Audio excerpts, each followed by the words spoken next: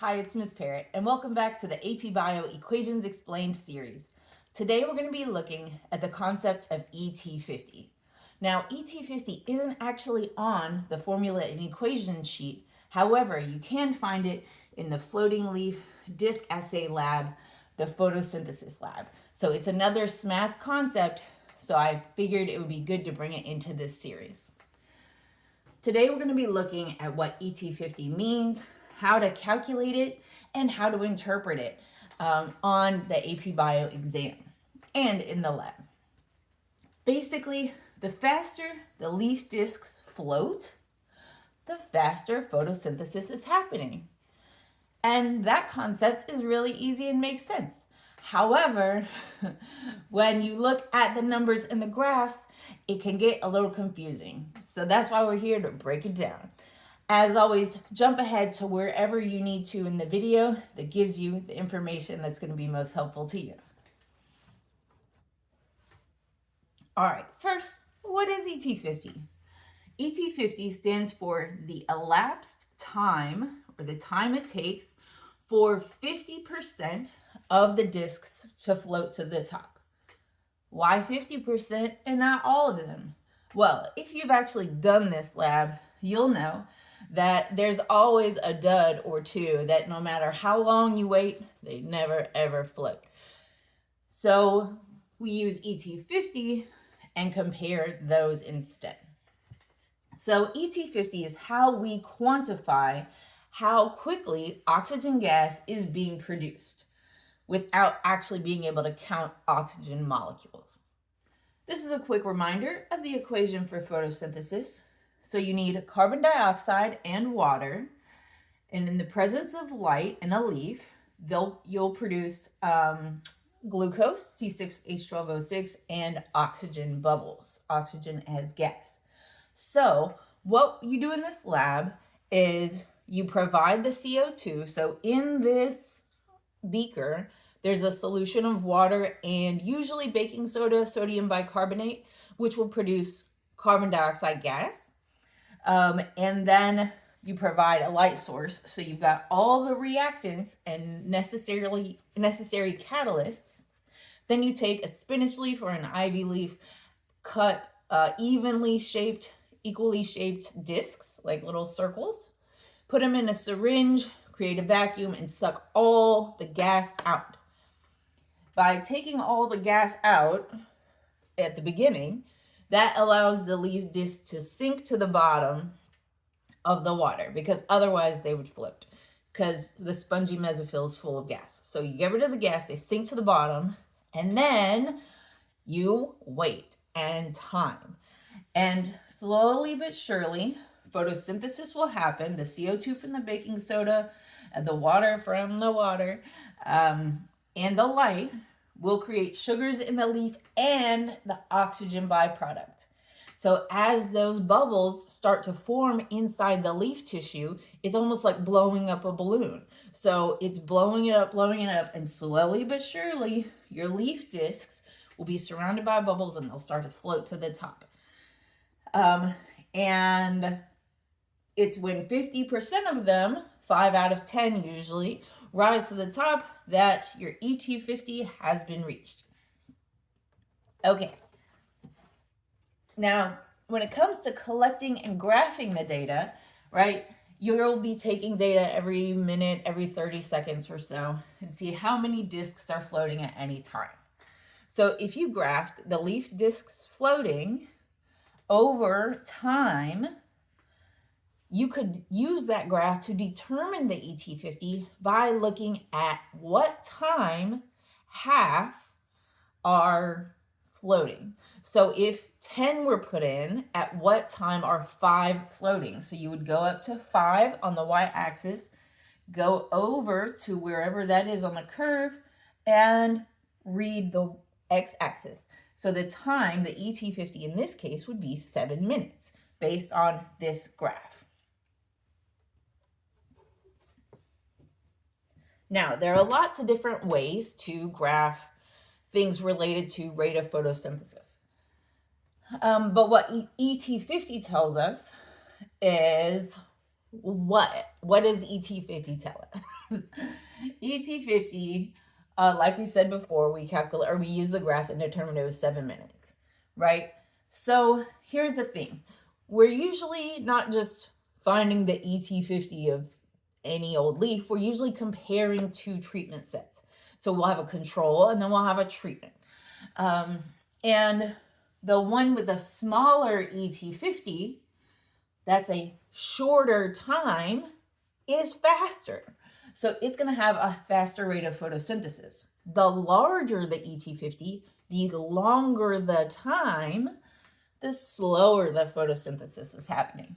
So in this case, there's actually an inverse relationship between ET50 and rate of photosynthesis, right? As ET50 increases, then the rate of photosynthesis decreases. So if you have a high ET50, you have a low rate of photosynthesis. Your photosynthesis goes slow. If you have a low ET50, it goes high. That is not really intuitive or user-friendly. Inverse relationships, you just have to pay super close attention to. So you can use ET50 raw to compare intensity of light, or maybe colors of light, or CO2 concentration. So you could vary how much CO2 is in your solution and compare it that way. So let me show you an example of times when you might see ET50. So let's say the AP Bio exam gives you this data table and or this graph. So in this case, you have a control and an experimental. The ET50 for the control is 6.5 minutes, and the ET50 for the experimental is 3.2 minutes. Then if you graphed that, the control is bigger, it has a higher ET50, and the experimental has a lower ET50. Now, which treatment had a higher rate of photosynthesis? Intuitively, we see higher. We might think, oh, higher, the control. But no, ET50 is not a rate in and of itself. It's how much time. So the control actually took longer than the experimental. So the treatment that had the higher rate of photosynthesis had the shorter ET50. So that would be the experimental group. Now, if it asked us how much higher, well, we would just divide. So if this is 6.5 minutes by 3.2 minutes, that's going to equal about 2. So it's about 2 times the experimental group has about twice the rate of photosynthesis as the control group. You could say that and then justify your answer. So you always want to justify your answer with data, with supporting data, and always be tying the math to the biology. So you could say, so you're claiming that the experimental had the higher rate of photosynthesis because it took, you could say it took half as long, or you could say the rate of photosynthesis was 2 times faster in the experimental group than in the control group. That's one way to look at it. But see how that inverse relationship is a little tricky? That's why in the investigation itself, it doesn't ask you to graph ET50, it asks you to graph the reciprocal. Let's take a look. So in the lab, it asks you to graph the rate of, 1 over ET50. Well, why do we do that? The reason we do that is because, like we saw before, ET50 itself is not intuitive. It doesn't, when I look at it, I'm not getting the message that the data is really sending. But if I put 1 over it, then suddenly we go from an inverse relationship to a direct relationship. So instead of this, if we graph the rate as like 1 over the ET50 and the treatment, it's going to make much more sense. Let's take a look.